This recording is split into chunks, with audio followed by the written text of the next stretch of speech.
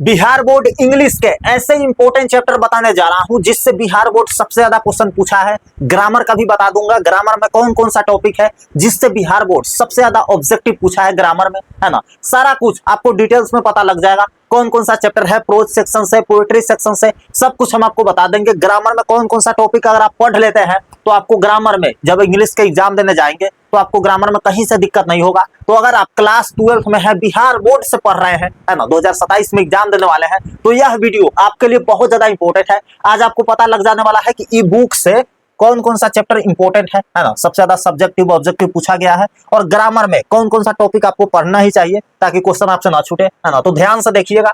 देखिए, सबसे पहली बात करें मेरे भाई, तो आपको प्रोज सेक्शन में टोटल 11 को चैप्टर पढ़ना है। ये वाला बुक रेनबो पार्ट 2 में, है ना, 11 को चैप्टर में कुछ ऐसे इंपॉर्टेंट चैप्टर है, 6 चैप्टर, जिससे सबसे ज्यादा क्वेश्चन बिहार बोर्ड पूछता है। कौन सा चैप्टर है मेरे भाई? तो ये पहला chapter Indian civilisation and culture, Mahatma Gandhi ji ने इनको लिखा है ना। दूसरा chapter Bharat is my home, है ना, डॉक्टर जाकिर हुसैन जी ने इनको लिखा है। अ पिंच ऑफ एस्नफ, है ना, मनोहर मालगोंकर जी ने लिखा है। आई हैव अ ड्रीम, ये वाला चैप्टर आप स्किप कर सकते हो, है ना, पूछा गया है कई बार क्वेश्चन, लेकिन ये वाला स्किप कर दो, कोई दिक्कत नहीं होगी। उसके बाद द आर्टिस्ट इंपोर्टेंट है, द अर्थ इंपोर्टेंट है। उसके बाद अ मैरिज प्रपोजल आप पढ़ सकते हो। ये 6 चैप्टर सबसे ज्यादा इंपॉर्टेंट है बिहार बोर्ड से, अगर आप पढ़ लेते हो, है ना, तो ये 6 चैप्टर को अच्छे से पढ़िएगा। यहाँ से ऑब्जेक्टिव पूछे जाएंगे, सब्जेक्टिव पूछे जाएंगे। सब्जेक्टिव में जो आता है ना एक्सप्लेन करने के लिए एक्सप्लेनेशन, यही सब चैप्टर का लाइन रहता है, तो आप इसको अच्छे से पढ़ लीजिएगा। चलिए पोएट्री सेक्शन में देखते हैं, पोएट्री सेक्शन में कौन कौन सा टॉपिक है वो ज्यादा इंपॉर्टेंट है, ठीक है। तो यहाँ पे आप ध्यान दीजिएगा, पोएट्री सेक्शन में मेरे भाई, पोएट्री सेक्शन में आपको टोटल 10 को चैप्टर पढ़ना होता है ना। 1 2 3 4 5 6 7 8 9 10, ठीक है।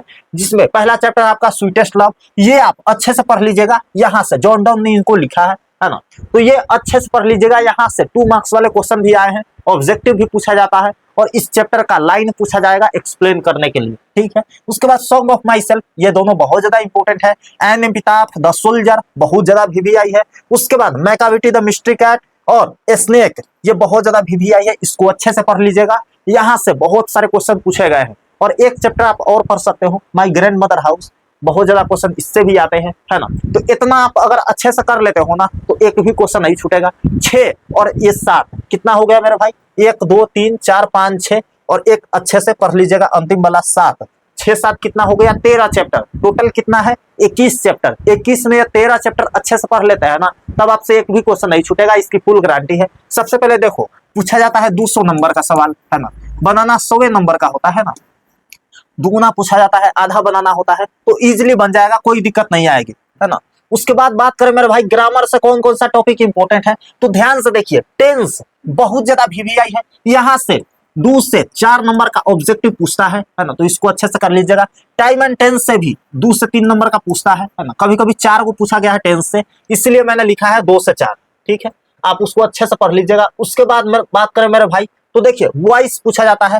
वॉइस में active to passive, passive to active, अगर एक्टिव वॉइस दिया है तो उसको आपको पैसिव वॉइस में कन्वर्ट करना है, ऑप्शन में रहेगा कन्वर्ट करके, आपको सही ऑप्शन टिक करना है। और अगर पैसिव वॉइस दिया है तो आपको एक्टिव उसमें सिलेक्ट करना है और उसमें टिक करना है। प्रीपोजिशन आपको अच्छे से पढ़ लेना है, एक्टिव वॉइस, पैसिव वॉइस, 2 से 3 नंबर का ये भी पूछता है। प्रीपोजिशन का बात करें तो 2 से 3 नंबर का ये भी आता है। उसके बाद मोडाल्स से 3 से 4 नंबर का पूछता है ना। मोडाल्स में मेरे भाई क्या क्या आता है, तो देखिए can, could, will, would, shall, should, है ना, can, could, will, would, shall, should, may, might, need, dare, है ना। तो ये बहुत ज्यादा मॉडल्स है, ये सब आपको पढ़ना पड़ेगा। कैन कहाँ लगेगा, कुड कहाँ लगेगा, बिल कहाँ लगेगा, वुड कहाँ लगेगा, ये सारा हम ट्रिक से पढ़ा देंगे। अगर आप कहिएगा तो चैनल को सब्सक्राइब करके रखिए। सारा टॉपिक टेंस आपको मजे मजे में सिखा देंगे, इंग्लिश आपको भारी लगने नहीं देंगे, है ना। अगर आप बिहार बोर्ड से है तो आपको लगता होगा अरे ग्रामर तो बड़ा हार्ड है, इंग्लिश तो बड़ा भारी है, ना मेरे भाई, बहुत आसान है।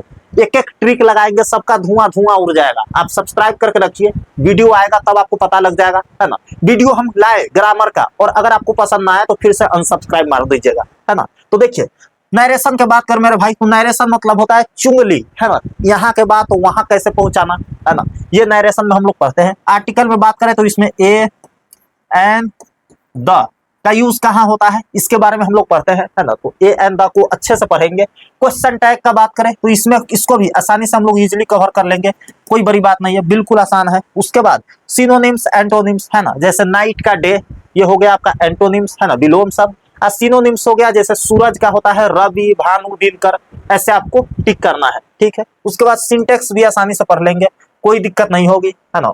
तो इतना टॉपिक है ना, 10 वो टॉपिक, बहुत ज्यादा VVI है।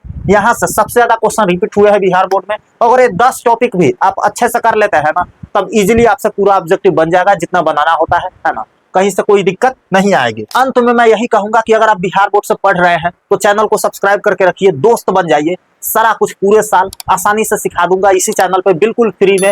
सारा ग्रामर का वीडियो आने वाला है, तो सब्सक्राइब कीजिएगा, तभी वीडियो आपके फोन पे पहुंचेगा ना।